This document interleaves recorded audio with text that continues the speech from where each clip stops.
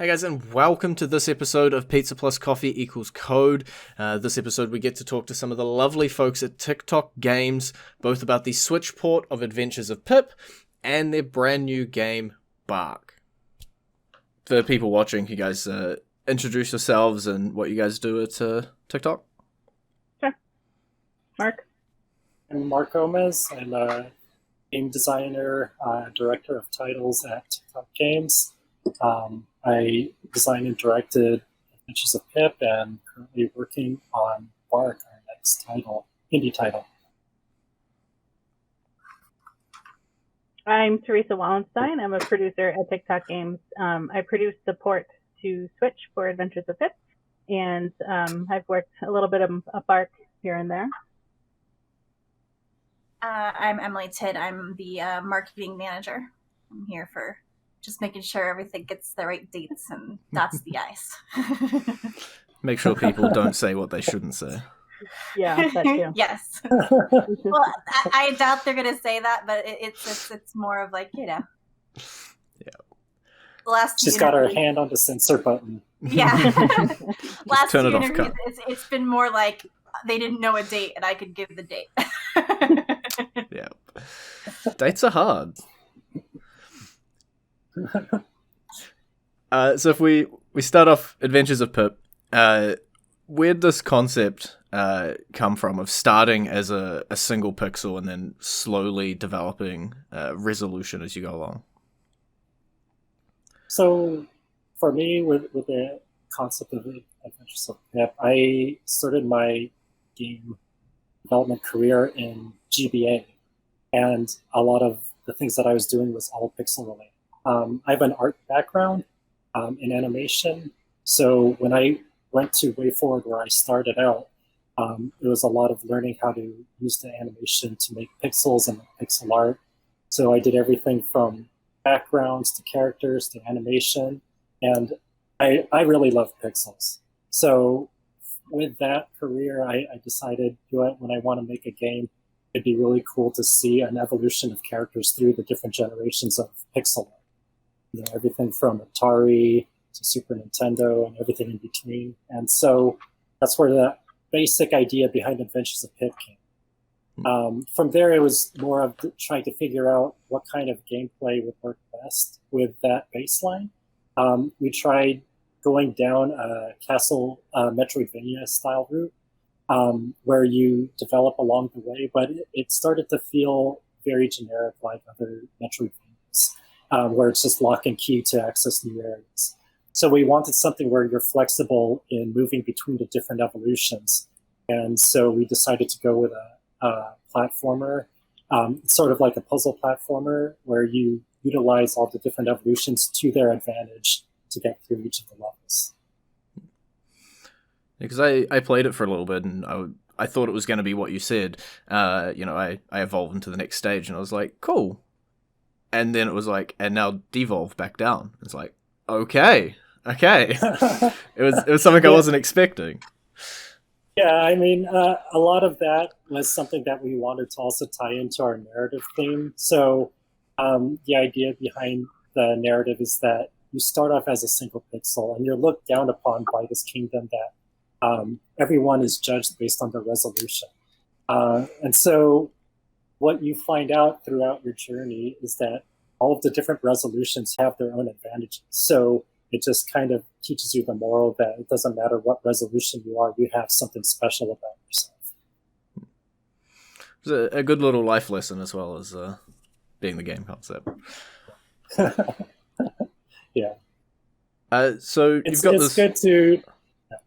There you go.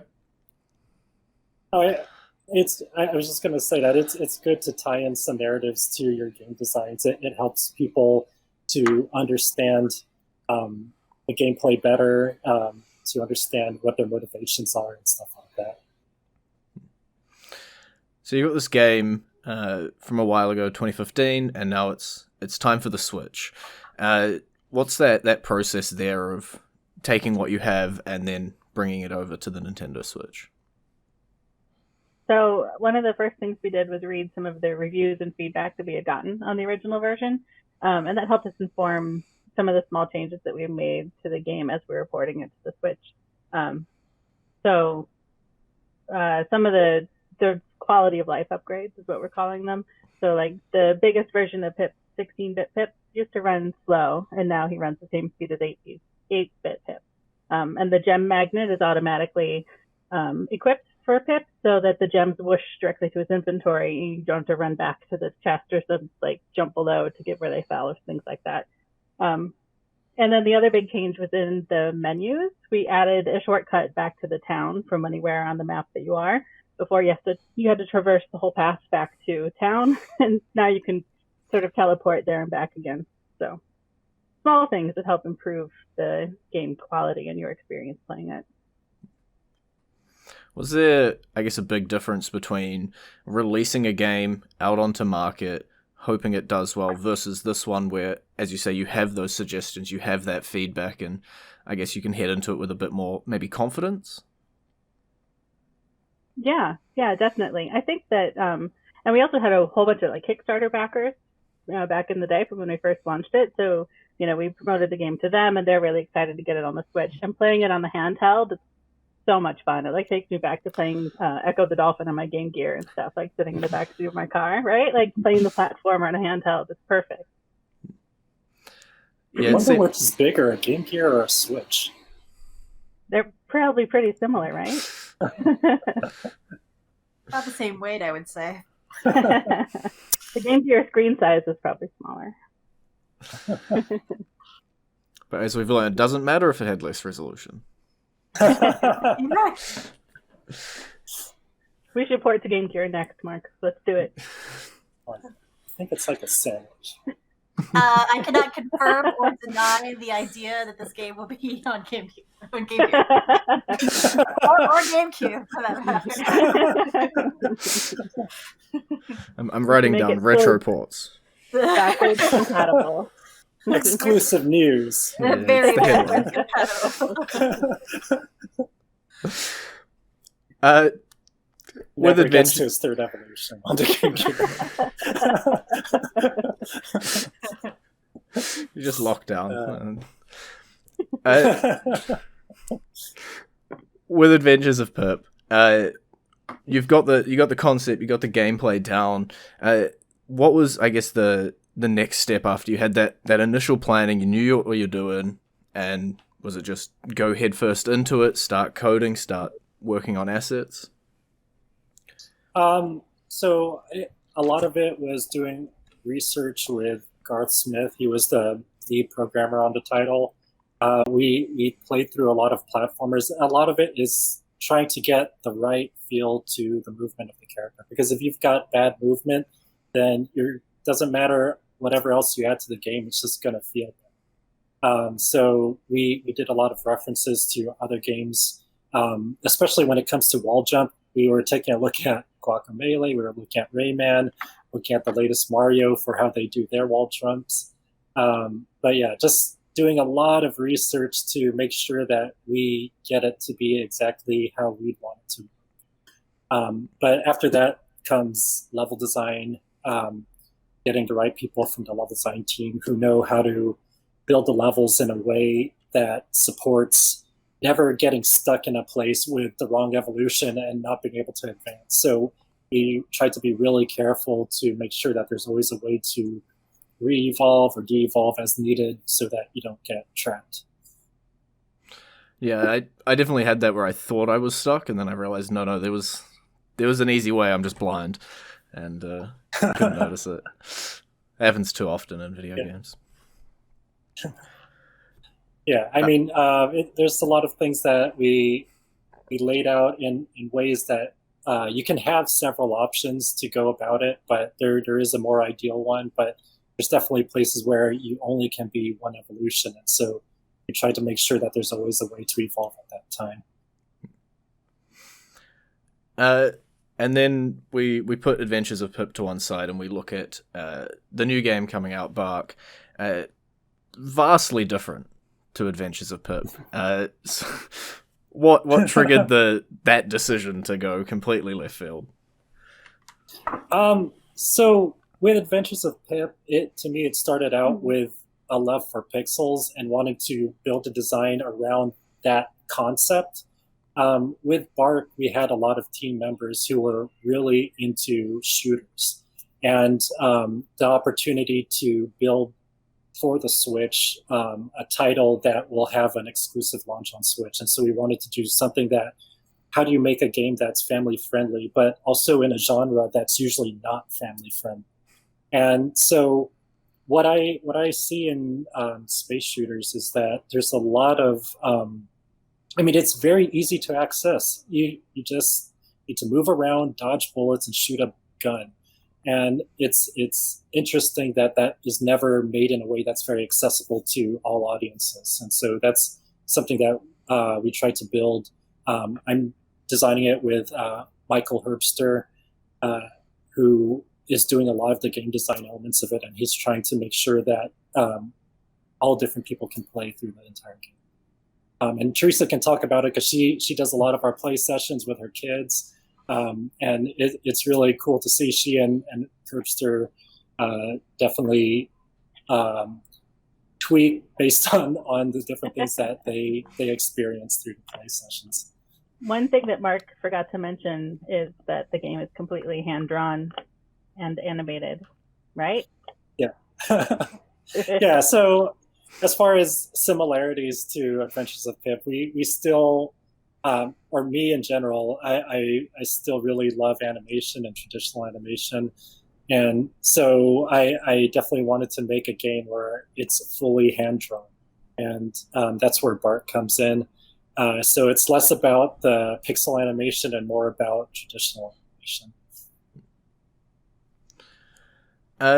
Couch co-op is a bit of an interesting genre. You know, there's been really good games in it and people love them and they take off. And then there's been ones who've tried it and not quite hit the mark. But how do you balance a game for, I guess, any number of couch co-op players potentially? For the game right now, the way that we're balancing it is depending on the number of players that are in there, we make it harder or easier to defeat the enemies. So it's a little bit like the type of system you see with Diablo, where depending on the number of players, the enemies become harder to defeat. It doesn't really change too much the dynamic of the level, but it's just a matter of tweaking numbers based on what we feel is easy enough or hard enough, depending on how many people. And then with B.Ark, is there, I guess, a narrative? There was such a strong one in Adventures of Pip, I imagine, coming over to a new game again. Narrative's got a bit of a focus on it.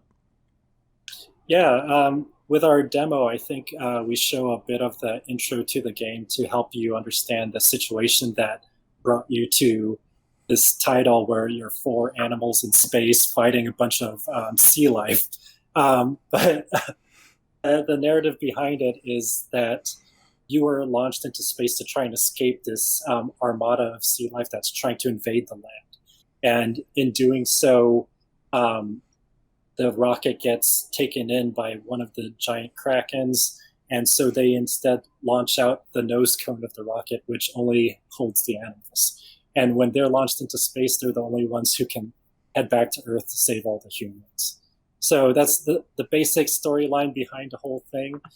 We do a lot of flashbacks along the way to show the backstories behind the animals and just help you understand what led them to this point in their journey. So yeah, there is definitely a strong element of story within it. And I'm gonna use the 4-letter D word here and say, do you have a date for this one? We just today released that it will be coming to us in late 2020, and it's a timed exclusive on Nintendo. There will be a more specific release date closer to the end of the month, I believe. And whatever Emily says. Yeah. Whatever I said. There's definitely no one with a gun held to your head just off camera. That's why I'm not wearing a camera right now. If people want to, I guess, see more about either B.Ark or Adventures of Pip coming out on the Switch, a website or social media links that they could head to? We have both Pip and Adventures of Pip and B.Ark on our website, which is tictocgames.com. We are still updating our B.Ark website. We have like a more specific website coming very soon. We also have a demo that you can download for PAX online currently. It's at demo.barkthegame.com.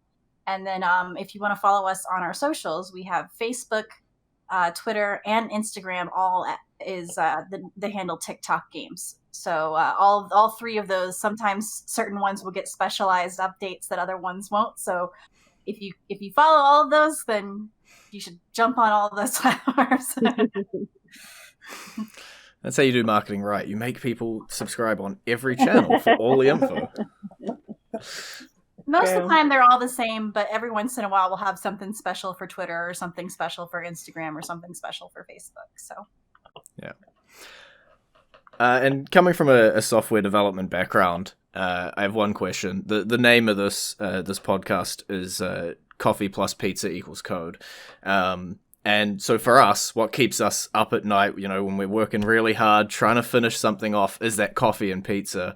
For you guys, what is your fuel on those hard days when you just need something done and you're working late? I don't know. Definitely coffee. I actually don't drink coffee. I don't even drink soda, so I just run on whatever energy I have. I know the producer Abraham on B.Ark right now has a full tin of cookies that he's going through layer by layer.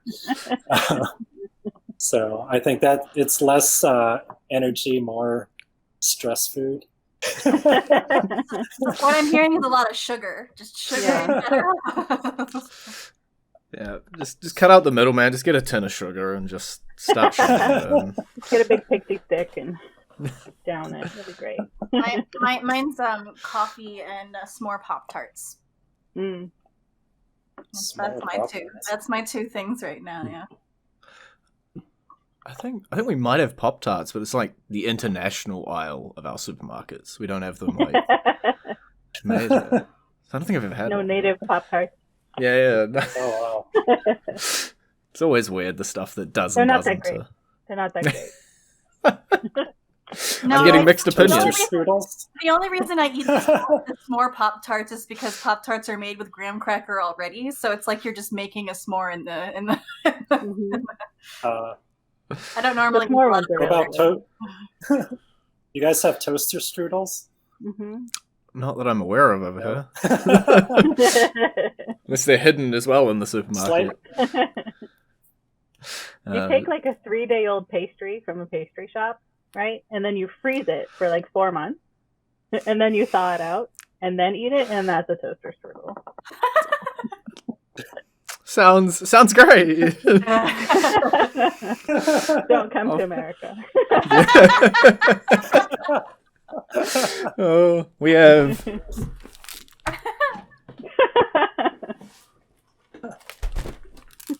Our New Zealand food is Weet-Bix, which is like you get a bunch of grains and wheats, and then you smash them into like a biscuit. It's like this thing. And it's like, You just put milk on top, and then you have it for breakfast or whatever. But that's all we have. No, you add sugar. Or, sorry, they'll probably tell you not to add sugar. Yeah. Don't add sugar, but you just put more sugar on the top. No, it's just like, it's like porridge, but like a biscuit, but it's real weird. But it's just what everybody eats for breakfast. It's like frosted mini wheats without the frost. Mm-hmm. Yeah, they're telling me I should put yogurt and berry compote on the top, but I'm not that fancy. That's kind of like granola. That's not too bad. Maybe.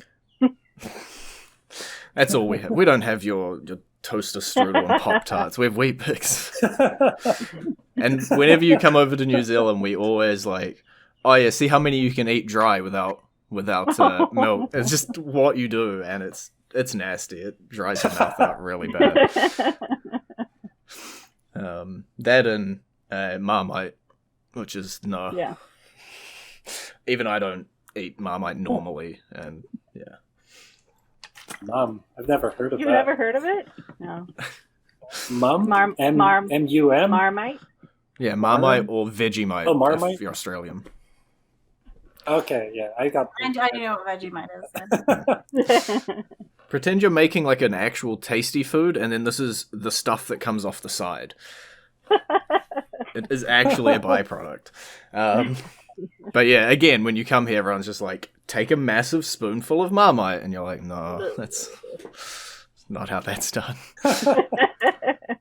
Very lightly spread on a piece of toast. That's what I hear. So that's the end of the food podcast.